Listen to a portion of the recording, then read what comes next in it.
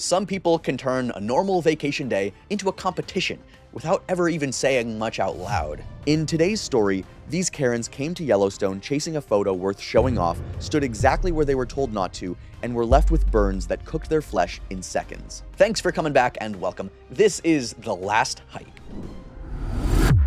It was September 18th, 2019. By late afternoon, a cold gray sky hung over a Yellowstone thermal basin. A wooden boardwalk crossed pale mineral ground beside blue pools and thin pine. Wind pushed steam sideways over the trail, clearing the view for a moment before the basin disappeared behind white vapor again. The air temperature had dropped into the low 40s. Close to the pools, the air felt warmer and damp enough to cling to your clothes. You could smell sulfur before you could see the water. You could hear it moving beneath the steam too, not rushing like a creek, more like a constant low motion under the ground. This was one of those places where the safety rules do not need much explaining. Stay on the boardwalk.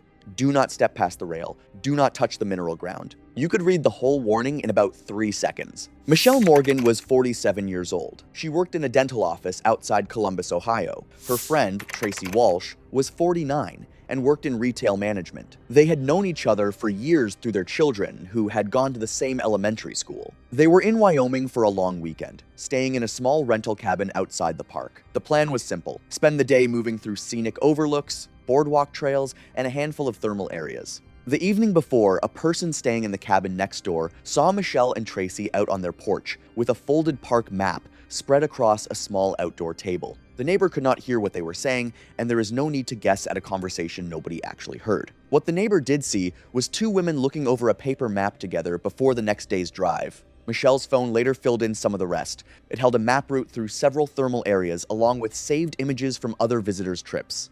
A lot of those saved photos had been taken close to the water, with steam behind the people in them, and no rail visible in the frame. That does not prove why Michelle saved them. It just shows what kind of pictures were on her phone before the trip. I think most of us have done some versions of this, just not anywhere near a place like Yellowstone.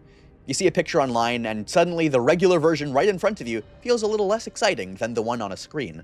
The next morning, they left the cabin early enough to make the drive with time to spare. The 2-lane road ran through open meadow before the trees thickened up closer to the park entrance. One of the first photos on Michelle's phone that day was taken through the windshield, time-stamped just after they left the cabin, the sky still flat and gray in the frame. Traffic slowed twice on the way in. Once for a construction pilot car, once because a small herd of elk was grazing in a meadow well off the road, distant enough that nobody needed to fully stop. A few cars ahead of them pulled into a small roadside pullout to take pictures. Michelle and Tracy did not stop for that one. Their next photo, time-stamped a few minutes later, was taken from inside the moving car, the elk small and distant in the frame. At the entrance gate, a short line of vehicles waited to pay the fee. Traffic at gates like this one runs steady most mornings in September, one car after another, nobody standing out from the next. Nothing memorable happens at a gate most days. That is kind of the point. Nobody has a reason to remember 2 women in a rental car until hours later when it suddenly matters. Their first real stop was a visitor center near the entrance. Small thing, but it set a tone for the rest of the day. A staff member told them the parking section closest to the first trailhead was already full and that they would need to use an overflow lot about a 5-minute walk away. Michelle asked whether there was any way around that, since they only planned a short stop. The staff member said no. That was the policy for everyone once the closer spaces filled up. They parked in the overflow lot without further argument. By itself, that is nothing. Plenty of people ask a question like that. It was just the first moment that day where Michelle pushed a little past the usual routine. I get it, honestly. Nobody gets excited about parking farther away when it's cold and you already have a full day planned. Still, sometimes a simple no is just part of being out in a busy place with everyone else. From the visitor center, they drove toward their first thermal trail. The path there was short and mostly flat, cutting through thin pine and lodgepole saplings before opening into a basin dotted with small steaming pools. Morning conditions gave them a clearer view than they would get later in the day. The air was cold, but the steam rose more or less straight up, and the ground near the boardwalk was easy to see. The signage at this first basin was the same as every other thermal area in the park. A sign near the entrance showed a simple outline of a person staying on the wooden path. Another sign closer to the water repeated the warning in plain text. At this first pool, everything went the way it was supposed to. Michelle and Tracy stayed behind the rail the entire time, took a handful of photos, walked the loop, and returned to the car without incident. Those earlier photos later made a useful comparison. In every one of them, the rail was in the frame or directly in front of them. The boardwalk showed under their shoes, the warning signs sat nearby. There was nothing complicated about the safe route that morning. The photos show both women using it. Honestly, this is the version of Yellowstone most people see. You follow the boards, you stop where the view opens up, and the water still looks completely unreal.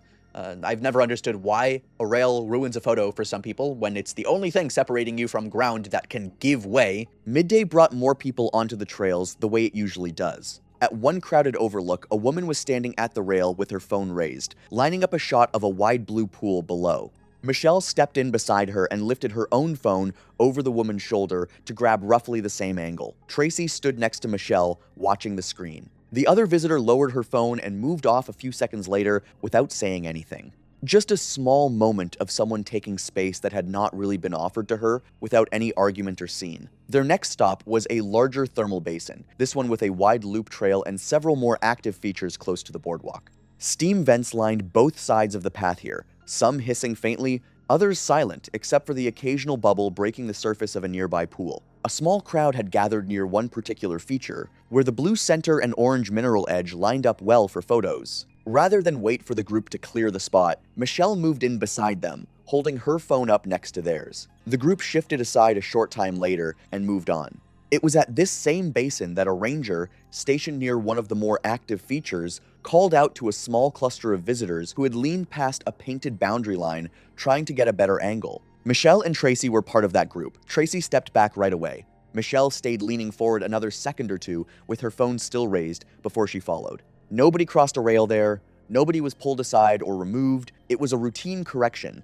the kind rangers make constantly at busy thermal features. But it means Michelle had already been told once that day, directly and clearly, to respect the boundary. A visitor standing nearby during that same stop later said she overheard fragments of a conversation between the two women, something about the last photo not getting much attention online and needing a better angle for the next one. She could not recall a full conversation, just a passing comment caught in a crowded moment. By early afternoon, the wind had picked up.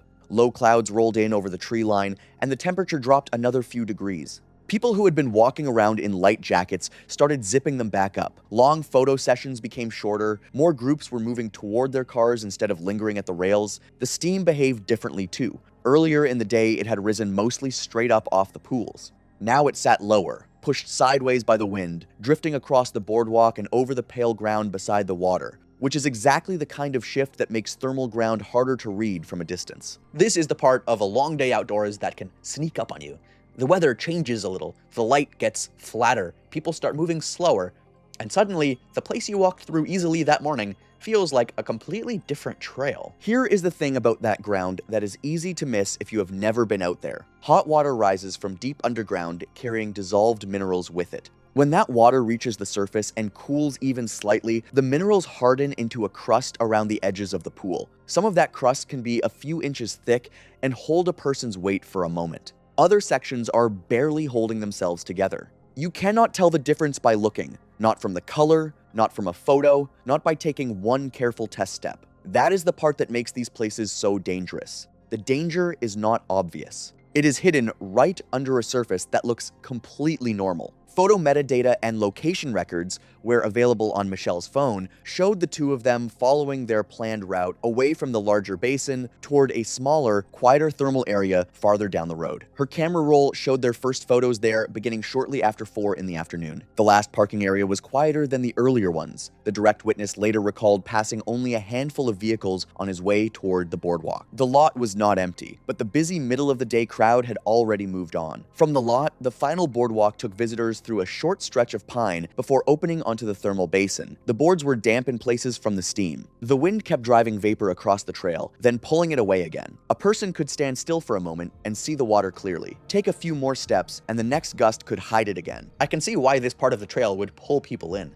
It was quieter The steam kept opening up little windows onto that blue water, and every few seconds, the whole basin looked different. That's exactly when it pays to slow down, not start looking for ways around the rail. No staff member was visible on this stretch of boardwalk when Michelle and Tracy arrived. The ranger they had encountered earlier was stationed at the busier basin, not this one. Here, the only safety measures were the boardwalk itself, a low rail, and the posted signs, the same setup used all across the park. No one near that bend was recording when the women crossed the rail. What happened next had to be pieced together from witness accounts, Michelle's phone, and the condition of the ground afterward. At the start of this trail, a sign showed a simple image of a person staying on the wooden walkway, along with a warning against entering the thermal area. Michelle and Tracy walked past it. A second, smaller sign appeared farther along, closer to where the boardwalk curved toward the main pool, repeating the same warning in plain block text. The recovered photos show those first two stops clearly. The rail remained in the bottom of the frame. Michelle and Tracy stood on the boardwalk, close enough to the pool for a normal picture, but still on the safe side. Then the sequence moved farther around the curve. The boardwalk curved around one side of a large blue pool. On the left, a low rail marked the edge of the safe path. Past that rail was a stretch of pale mineral crust, mostly white with streaks of yellow and orange near the water. At the point where Michelle eventually stopped, that crust extended several feet before dropping into a narrow runoff channel, far enough that no one could safely close the gap once the ground gave way. The channel itself was not a deep pool. It was a shallow trough carrying hot water away from the main spring, and steam drifted across it constantly. From the boardwalk, especially from the angle where Michelle and Tracy eventually stood, the channel blended almost completely into the pale ground around it. Runoff near that spot ran hot enough to cause severe burns within seconds of contact. Michelle stopped at a bend where the blue pool and drifting steam filled the view beyond the rail. From the marked viewing area, the shot was fine. It just had the rail running across the bottom of the frame. A man walking alone from the opposite direction was approaching along this same stretch. He slowed down when he noticed Michelle climb over the rail, phone already in her hand. Tracy followed a few seconds later. The man kept moving along the boardwalk at a slower pace, watching them as he got closer. He could see their upper bodies clearly. Steam covered the ground below their knees the entire time, so he never had a clear view of their feet or the crust beneath them. At one point, the wind briefly pushed the steam away from the edge of the pool. The man could see that both women were farther past the rail than he had first realized. Then the vapor moved back across the ground, covering the channel again. Farther down the boardwalk, moving in the other direction, a woman walking with a young child also noticed the two women out past the rail. Her view was worse, broken up by steam drifting between her and the pool. She would later say only that she saw two women standing beyond the rail and that the ground back there looked closer to the water than she thought anyone should stand. Michelle and Tracy did not take one photo and step back. The recovered images from Michelle's phone showed a clear sequence. First, ordinary shots taken from the boardwalk, the rail visible at the bottom of the frame. Then several photos taken beyond the rail, the water and steam filling more of the shot, the rail no longer in view. The first off-boardwalk image was taken less than a minute after the final safe photo. Michelle and Tracy stood close together, their upper bodies framed by the blue pool. The pale ground below them was partly hidden by steam. In the next image, the pose had changed. Tracy appeared to be leaning toward the steam with both hands raised, while Michelle held the phone out beside her. It made Tracy look like she was being pulled toward the hot spring, the kind of vacation picture that gets a laugh when you're scrolling through a phone later. That first picture probably looked great on the phone. Blue water behind them, steam cutting across the frame, no rail in sight. But from the boardwalk, the full scene showed the one thing the photo left out: where they were standing. Another photo came a short time later. Michelle had moved slightly to one side, phone extended, while Tracy stood nearer to the steam-covered edge of the channel. The ground was still hidden in the lower half of the frame. A third clear image came less than a minute after the first one. Michelle held the phone up, Tracy leaned in. The rail was behind them, and steam passed between the lens and the water. Both women were wearing ordinary athletic shoes, the kind meant for walking, not thermal ground. That did not cause what happened next by itself, but it mattered once they were standing on crust that was damp from drifting steam and mineral runoff. That kind of surface can be slick, even where it still looks dry. The last clear image showed Michelle holding the phone out in front of them, Tracy leaning in close so both of them fit into the frame, the rail well behind them, steam passing between the lens and the water. Then came a short burst of blurred frames. Michelle shifted her weight backward, still checking the shot on her screen. The direct witness saw her upper body jerk sideways. He saw her throw an arm out as if trying to steady herself. Steam covered the ground below her knees, so he could not see the exact point where the crust first failed. Her arm caught Tracy across the upper chest. The witness saw Tracy's upper body tip backward toward the steam-covered channel. A small cracking sound came first. Then the sound changed. The edge broke harder, a heavy crack followed by the collapse of more crust under both women. Later seen photographs showed how the shelf had failed in stages. Tracy's foot had broken through the thin edge near the channel. Michelle's shifting weight then loaded the same weakened section, and the crust tore outward along the channel toward the boardwalk. The witness saw Tracy go down first, her lower body dropping into the vapor. Michelle followed a moment later as the ground beneath her gave way too. Farther down the trail, the woman with the child heard the crack and turned in time to see the steam shift, and both women disappear from view behind the newly broken edge. She never saw the contact between them or the first break at the channel. That part came only from the man closer to the fall. Her account confirmed what she could actually see, nothing more. The collapse opened a strip of crust, several feet wide along the edge of the channel. Michelle and Tracy dropped into shallow runoff water and wet mineral mud, just far enough from the boardwalk that neither woman could reach solid ground on her own. That distance does not sound like much, until the gap is broken thermal crust that keeps giving way under every hand and knee pressed into it. The water was shallow. That did not make it safe. At those temperatures, contact causes injury almost immediately. Shallow water can give people the wrong picture. You hear it was a narrow runoff channel and imagine someone could just stand up in it and climb out. But depth was never the problem here. The ground was breaking apart, and the water was hot enough to take away any real chance of staying stable. The witness saw Michelle push herself upright once. Her hands pressed into the crumbling edge near the channel. More crust tore loose under her weight, and she dropped back down. Tracy remained against the broken side of the channel. One of her legs was trapped beneath fractured mineral material. Steam rolled across both women in waves. Sometimes the witness could see their upper bodies clearly. Other times, all he could make out was movement inside the white vapor. The boardwalk was solid ground. Everything past the rail was not, and there was no safe way for him to get closer. A fresh crack appeared near the original break while he watched, spreading through the pale surface a short distance closer to the rail. That was enough to make the danger clear to anyone looking at it. He pulled out his phone and tried to call for help. The first attempt did not connect. He moved several yards back along the boardwalk away from the pool and tried again. This time, it went through. The nearest marked trail point was behind him, and he used that to give responders a clearer location. He stayed near that point afterward so he could direct them toward the right bend in the boardwalk when they arrived. The woman with the child moved farther back down the trail. A couple of visitors came around the bend after hearing the noise. The direct witness waved them back from the rail and kept them on the boardwalk. No one crossed into the thermal area. And yes, I know somebody will always ask why nobody just jumped over and pulled them out.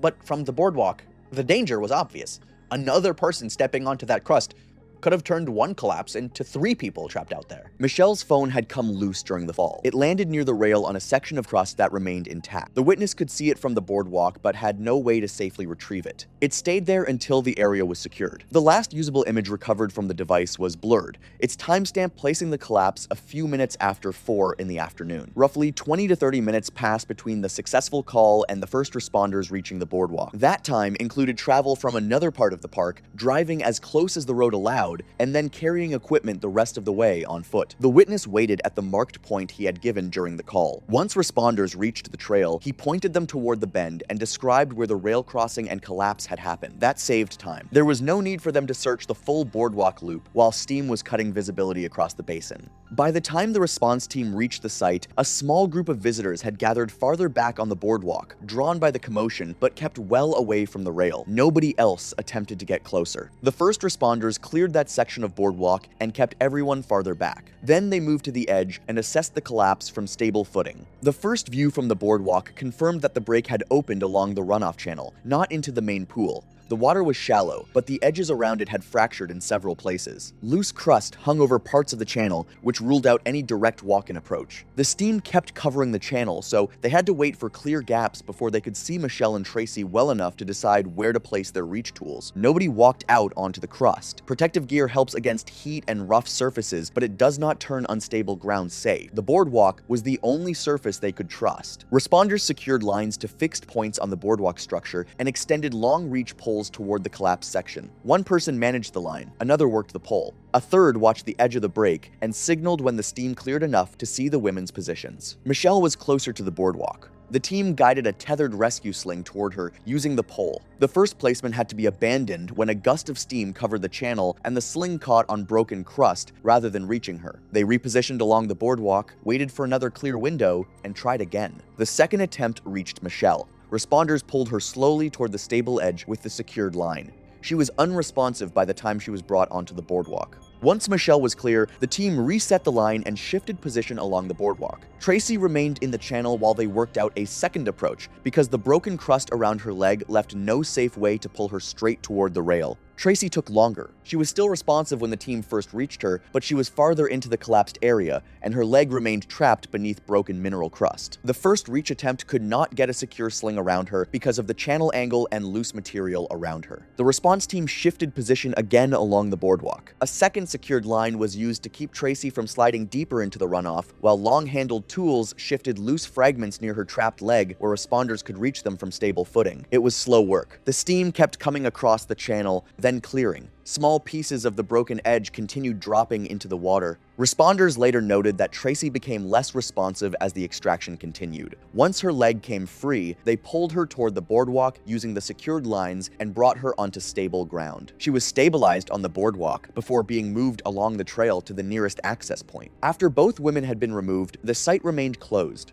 Responders recovered Michelle's phone from an intact section of crust near the rail. It had survived the fall and remained usable once retrieved. Its camera roll preserved the safe boardwalk photos, the first pictures taken beyond the rail, the later repositioning shots, and the blurred frames from the collapse. Scene photos documented the warning signs, the rail, the broken shelf, the runoff channel, and the exact place where the phone had landed. Scene documentation recorded the general layout of the break, the width of the collapsed section, and the condition of the nearby runoff. That record gave investigators a physical layout to compare against the phone images and witness accounts. Michelle Morgan died at the scene. A later examination found that severe thermal burns were the primary cause of death, with injuries from the fall into the runoff channel listed as a contributing factor. Tracy Walsh was transported for emergency treatment. Her burns covered much of her lower body. She survived the initial rescue, but died 6 days later from complications related to those injuries. The final reconstruction relied on the direct witness account, the woman's limited corroborating account, the emergency call timeline, Michelle's recovered phone images, the timestamps, phone location records where available, and the physical condition of the scene. The early photos placed both women safely on the boardwalk. The final clear images showed them beyond the rail. The witness saw Michelle lose balance and strike Tracy. The break in the crust matched the direction of the fall and the location of the hidden runoff channel. The examination found no sign that either woman had been pushed, no evidence of an animal encounter, and no indication of a sudden eruption at the pool. The physical evidence fit an accidental loss of balance on an unstable thermal crust. The deaths were ruled accidental.